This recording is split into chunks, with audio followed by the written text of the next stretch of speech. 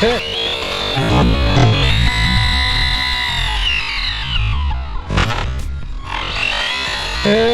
was good. This thing turns so bad. I know, it needs a new servo. These all have bad servos.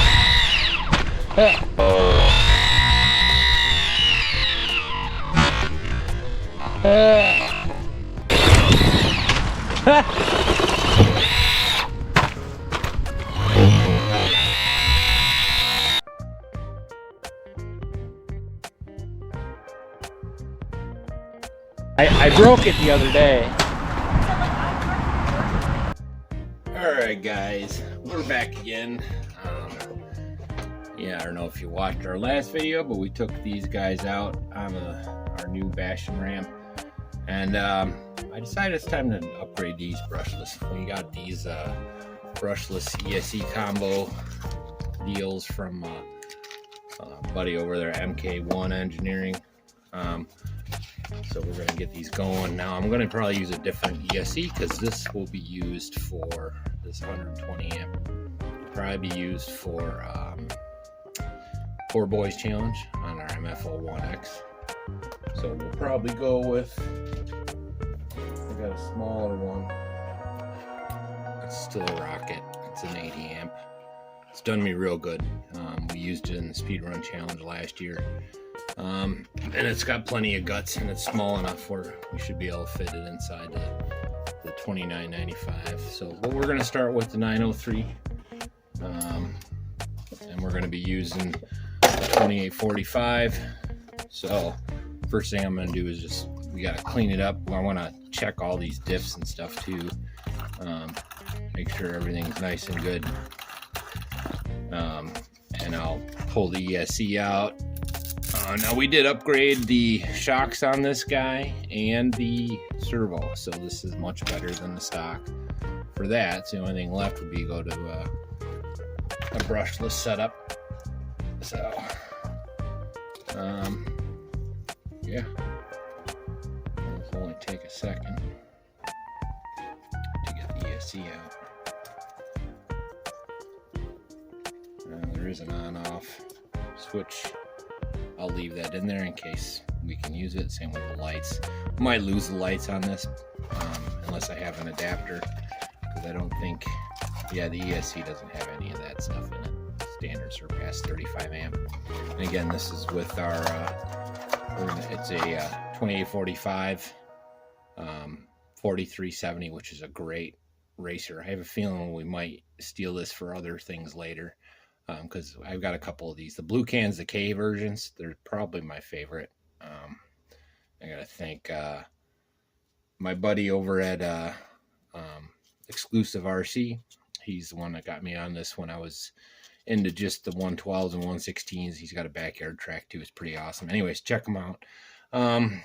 Yeah, so I'll be back once I get the motor out, and if anything interesting comes out of that, I mean, it's pretty much take these 4 screws here and then the 3 screws on the top, and this plate should come off, so I shouldn't have to take the whole thing apart, which would be awesome, because working on these ready to runs isn't always easy, you might say. So yeah, I'll be right back. We'll get her done. All right, we got it apart, just so you can see the screws that you're using.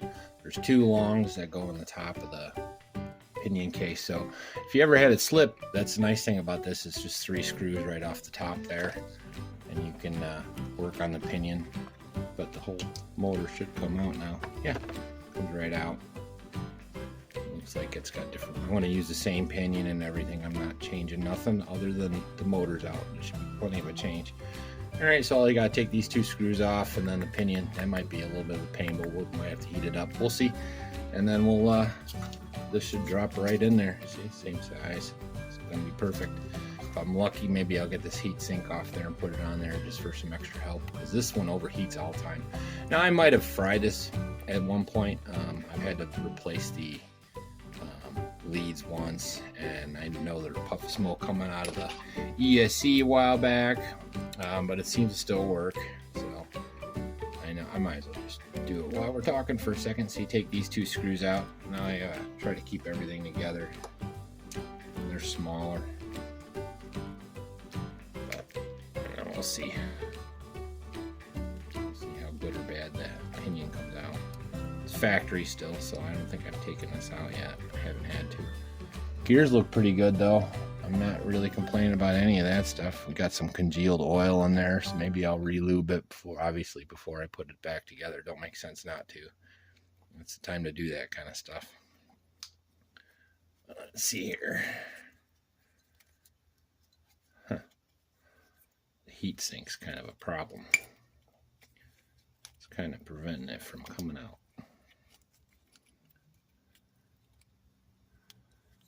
Oh, let me monkey with it. We'll get a screwdriver on it. I'll be right back. Alright guys, I wanted to show you this part. So you can't get this heat sink out, like you can't pull this motor off with the heat sink on there. So what you gotta do is get the heat sink off before.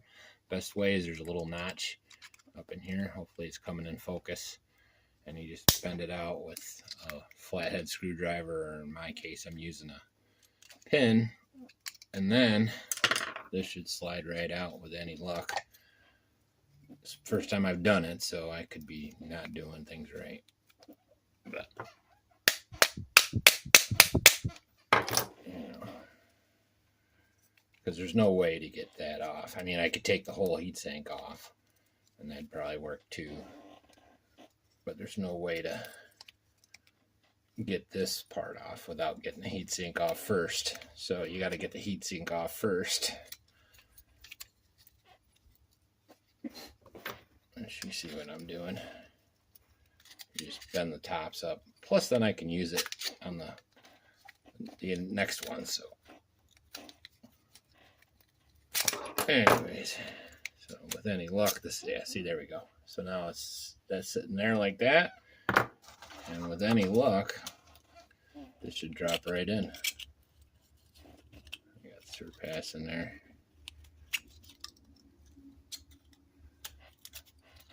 Yeah, look at that. So, and then I'll just bend these back over once I get it lined up right. Get my holes all lined up here. Put it back together. I'll be right back. Alright, we're back and we got it set. I had to switch pinions out because the pinion on the center post is smaller. So this wouldn't fit the standard Surpass, so keep that in mind. Luckily I had a 14 tooth floating around, but you're going to have to get another pinion if you're going to do this. But the mesh is nice. It looks nice. With any luck, this will be a win-win here. I'm just gonna put it back together and get our ESC set. Come back in just a second. That's putting these. Remember, the long ones go on these sides. That. And, yeah, I'll come back once they're all together, and we'll give it a first pull. Be right back. Alright, we got everything loose fit. Hooked our Dumbo up and our Surpass ESC. I'll show you the difference between the Ghoul RC one. This one I've had problems with. The Surpass is smaller. So just because they look the same doesn't mean they are, and hopefully this one works good. We'll see in the end. And like I said, we're using our Dumbo. And not sure how much juice is left on this guy, but I know we turned it off last. Alright, not bad. Here's the real test. Steering backwards. That's that. That's my good servo. While we're at it, might as well tighten some of these guys up. Make sure everything is good. And I believe my forward reverse, my reverse is forward. Okay, here's the pull.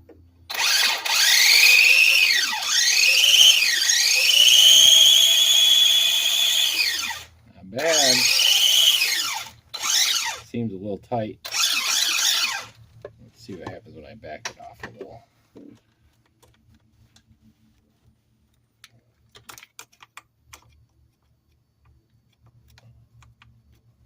And with any luck, we'll be able to get this out for a run tomorrow.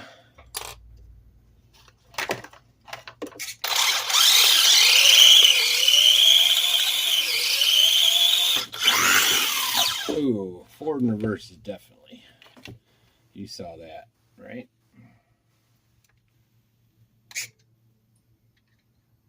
So that to me means is these leads are wrong. So what we'll do is we'll swap out our yellow and our red, and hopefully that means that the Ford will have more power. And that's something I find on a lot of these guys.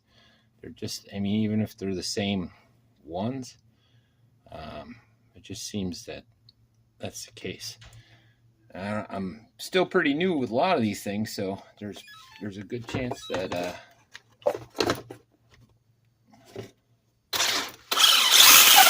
oh, that's better. That's better.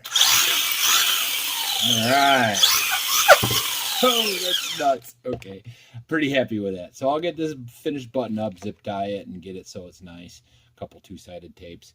And then we'll get on the $29.95 and see how that goes. I'm wondering if we're going to have similar problems with the center and the pinion, but we'll find out. This is going to be cool. With any luck, we're going to get this out for a run too, real quick. Anyways, I'll be right back. There we go. That's going to sit in there right nicely, right like that. And I was able to take the shroud off and put the heat sink on there, which is going to come in handy.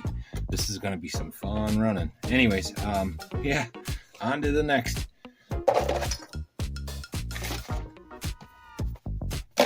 Let's see what the inside looks on this girl. My hope is it's pretty much the same thing. If I remember correctly, it's pretty similar. It's just this uses the 36 size instead of the 28 size for motors, or 540 versus 380, I think it is for brushed. Yep. So we'll get it all unhooked.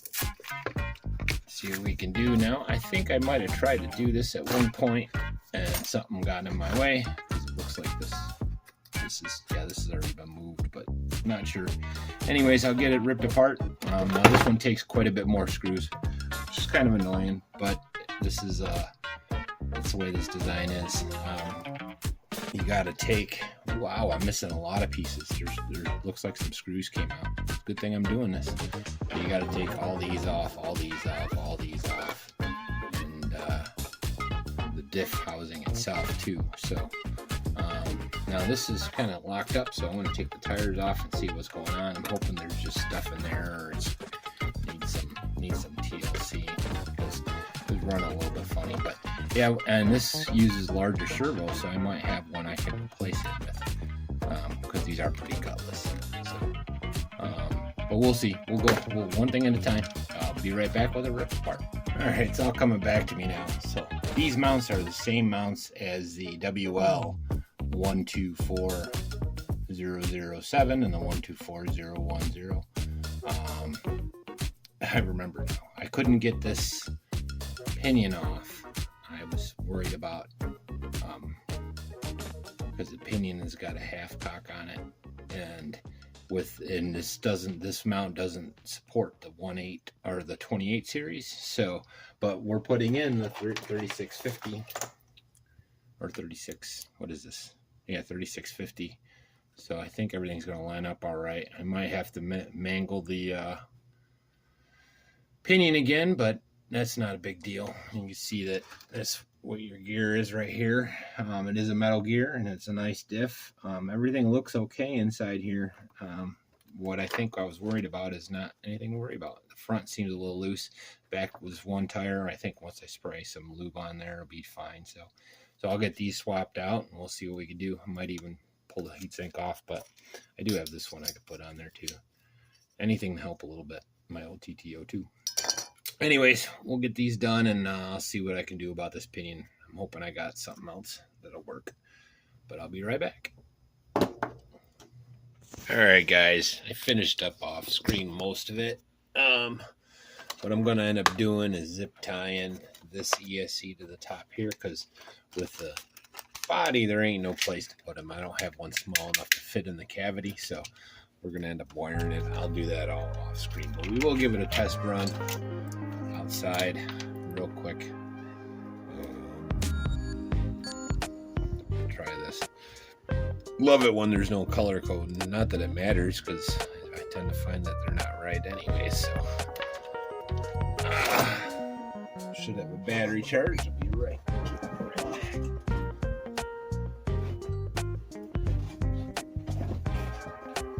Alright. Any luck? Like I said, I use these for everything now. URGENEX. Any luck? It'll just work. Cross your fingers, guys. This is a G that's got a bad antenna, so sometimes works, sometimes doesn't.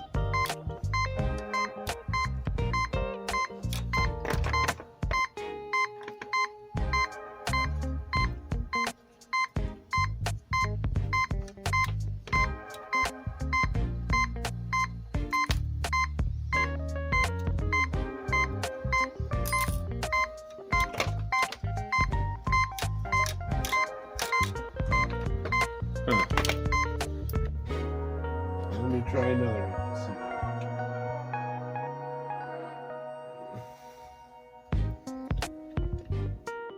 Alright, so I swapped out the receiver and the ESC real quick, just to more want to just make sure that's pretty good. That sounds great. So yeah, I think we're ready to roll. So I'll get this mounted on the body. Like I was saying, I'm gonna have to mount it up in here, and we'll figure it out. And then tomorrow we'll have a good running day. So hopefully you guys dig. We got this little bench time, and we got our 2 rigs running. Some Surpass upgrades, and we'll get them tested out and get another video as soon as possible. Like and subscribe, guys. I'll see you when I see you. Peace. I broke it the other day. Yeah. I think with brushless be better.